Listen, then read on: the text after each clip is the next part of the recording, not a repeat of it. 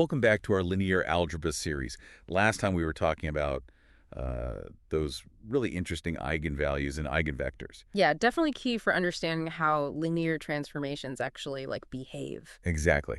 And today we're going to tackle another super powerful tool in linear algebra, Oh, yeah. Cholesky decomposition. It's a good one. It's like everywhere, right? You find it in solving systems of equations Yeah. all the way to Oh, yeah. more complex things like Monte Carlo simulations. It was super versatile. Yeah, so let's dive in. What is Cholesky decomposition and what makes it so special? So imagine you have a special kind of matrix. Okay. One that's both Hermitian and positive definite.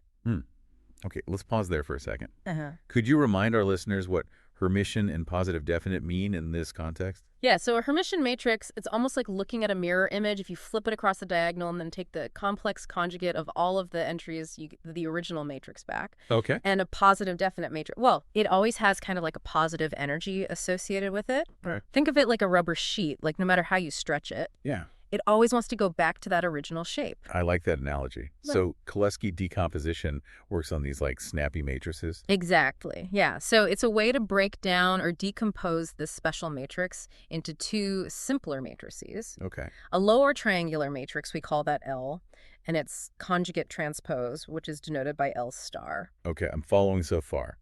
We take our special matrix, we break it down into these two triangular matrices. Why is that so useful? So it's useful for a couple of reasons. Right. One, it provides a shortcut for solving systems of linear equations. Okay. It's kind of like Gaussian elimination, but it's tailored specifically for these types of matrices. All right.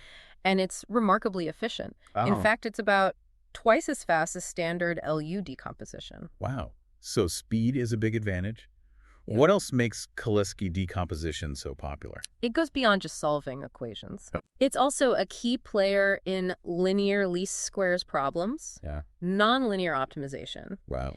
even in things like Kalman filters, which are used in things like navigation systems and state estimation. Right.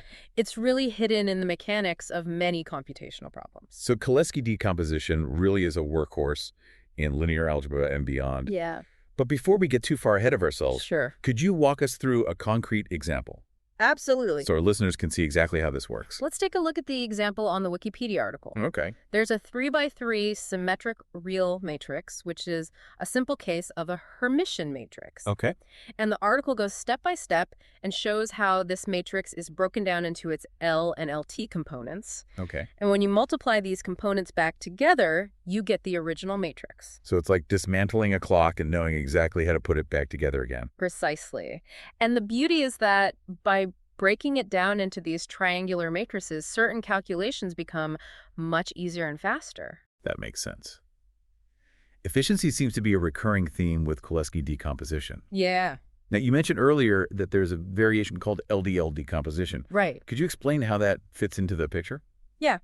So the LDL decomposition is a clever modification Okay. that avoids having to calculate square roots directly. Uh-huh. So instead of having L and L star, you have LD and LT. So it introduces this diagonal matrix D. So it's the same basic idea, just with an extra matrix to handle those square roots. Exactly. Yeah, okay. And this can be a real advantage when you're dealing with large-scale computations where, every little bit of efficiency counts. Yeah. Calculating those square roots can eat up a lot of time. Yeah, that makes a lot of sense. It sounds like a clever way to streamline the process. Now, I know we've been talking about matrices and numbers, but I'm a visual learner. Mm-hmm. Is there a way to understand Cholesky decomposition geometrically? There is, and it's quite fascinating. So Okay. imagine an ellipsoid. Okay. In multidimensional space, you can represent this ellipsoid mathematically using a matrix. Okay. And the Cholesky decomposition is like choosing specific axes for this ellipsoid, Okay. conjugate axes. So instead of our usual X, Y, and Z axes, we're picking axes that are somehow related to the shape of the ellipsoid. Precisely. So these conjugate axes have a very special property. They're orthogonal with respect to the ellipsoid, Okay. meaning they align perfectly with the ellipsoid's principal directions. Uh-huh. So they really capture the shape and the orientation. Okay, I think I can visualize that. Yeah. But how does this relate to the actual process of decomposing the matrix? Right. So the L matrix Uh, from the Cholesky decomposition contains the information about these conjugate axes. Okay. Each column of L can be thought of as a vector Uh, that represents one of these special axes. so by finding L, we're essentially finding a way to stretch or rotate our standard coordinate system Yeah. to perfectly align with the ellipsoid. You got it. Oh. And this geometric interpretation has a lot of real-world implications. For example, in signal processing and machine learning, there's this concept called whitening transformation, Okay. and it uses the Cholesky decomposition to decorrelate data, Okay. which makes it easier to analyze and process. That's really cool. So we've covered the what and the why of Cholesky decomposition. Yeah. But what about the how? Yeah. How do we actually calculate this decomposition in practice? So there's a couple of different algorithms, Ah. each with its own approach. Okay. There's the Cholesky-Benekovich algorithm, Okay. which systematically calculates the entries of L row by row. Okay. And then there's the Cholesky-Kraut algorithm, Okay. which does something similar, but it calculates the entries column by column. Okay. But thankfully, both of these algorithms are actually quite efficient. So it's not like trying to solve a Rubik's Cube blindfolded. There are systematic ways to get to the solution. Exactly, yeah. And they have a computational complexity on the order of n cubed, Okay. where n is the size of the matrix. Okay. So that means that they're actually fast enough for many practical applications. So they're not just accurate, they're also efficient. Hmm. But with all of those calculations, I imagine there's potential for rounding errors to creep in. Mm-hmm. How stable are these algorithms in practice?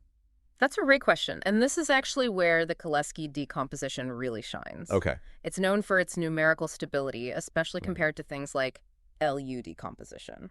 So even with those pesky rounding errors, we can generally trust the results. Yes, it tends to be much more stable than LU decomposition, which can be sensitive to even like small changes in the matrix. Okay. However, there is one thing to watch out for.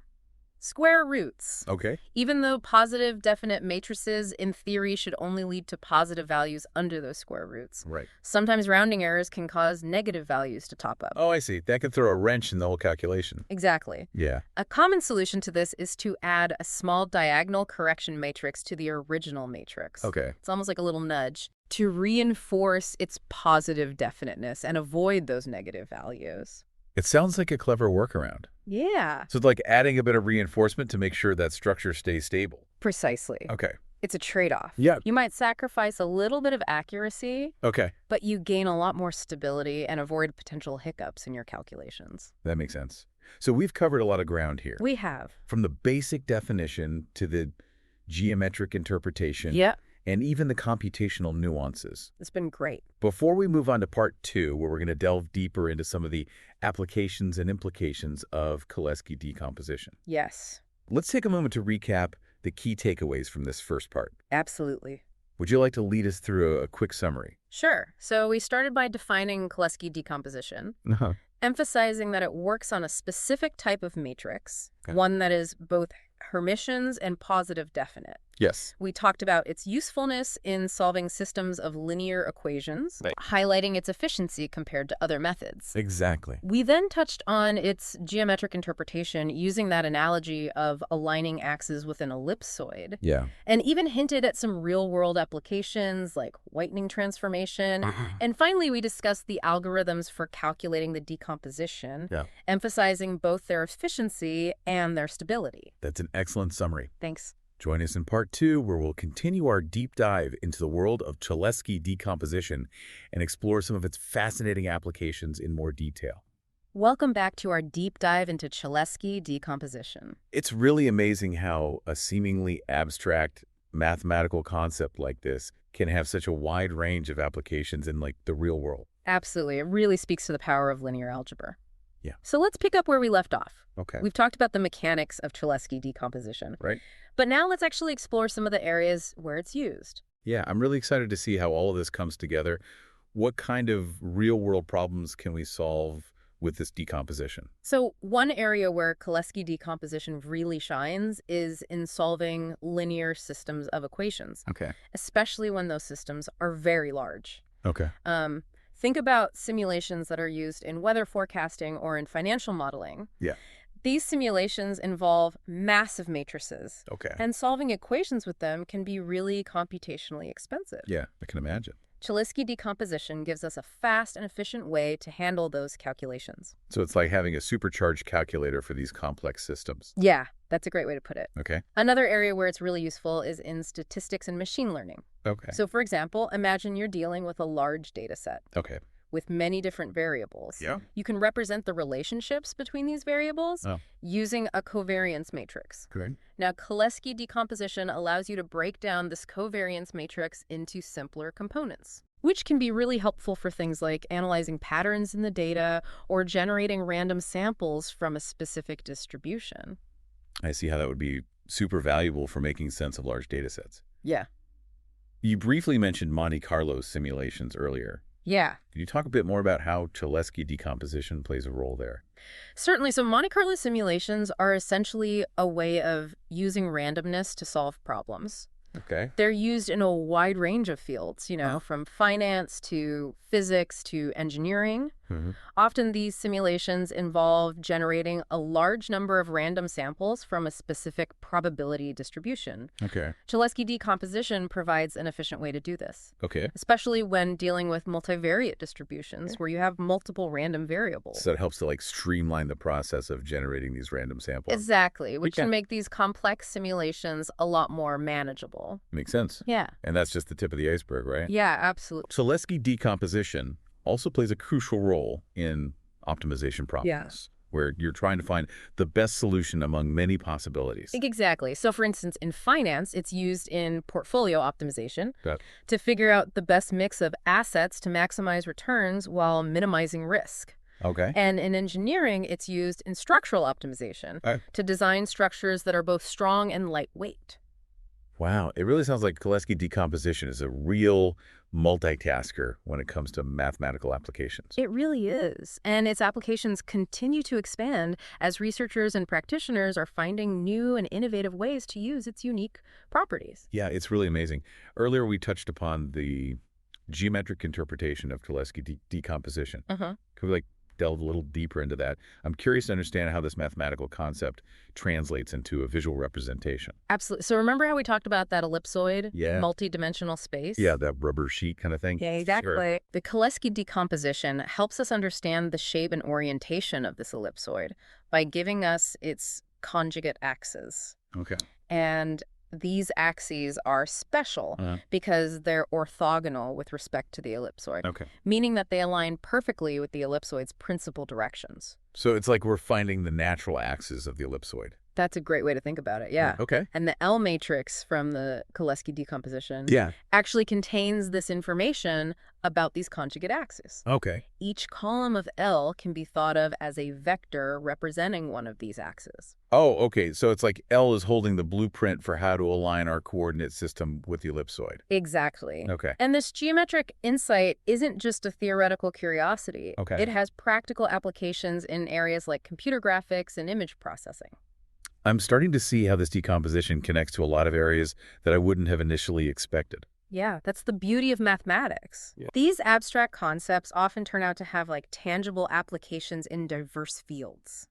Now, you mentioned earlier that Cholesky decomposition is especially useful for dealing with Hermitian positive definite matrices. Yeah.